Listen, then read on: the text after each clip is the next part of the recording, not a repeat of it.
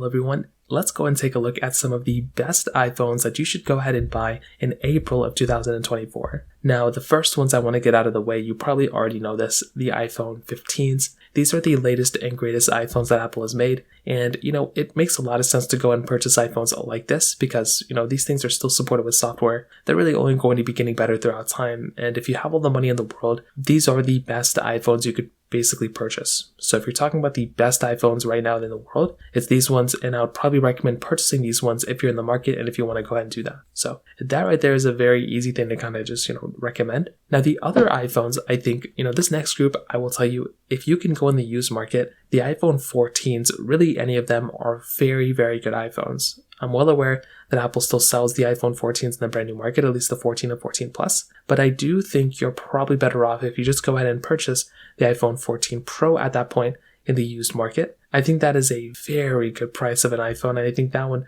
probably is the more important one when it comes down to it, in my opinion. I think that's an excellent iPhone. I like that iPhone a lot. And if you're going to go ahead and buy something, I definitely do think the iPhone 14, in the used market, especially the 14 Pro, is probably the next set of iPhones I'd probably recommend purchasing as well. On top of that, another really good iPhone that I actually love a lot, it probably is my favorite iPhone that I recommend every single person to buy, is basically the iPhone 13 Pros. I do think the iPhone 13 Pros are some of the best iPhones Apple has ever made. And when I look back at these particular devices, I am so happy and so excited that Apple went ahead and made iPhones like this. And I'm actually kind of happy that they're a little bit older now because they're actually very good iPhones from that standpoint. I mean, these things are, you can either get the 13 Pro or 13 Pro Max, and they are very good iPhones from that standpoint. And that's something I actually love a lot about these particular devices. So once again, if I'm sitting there, right, and if I'm trying to get one of these newer iPhones, I like the fact that these things have that type of capability just right out the gate, and they're going to be,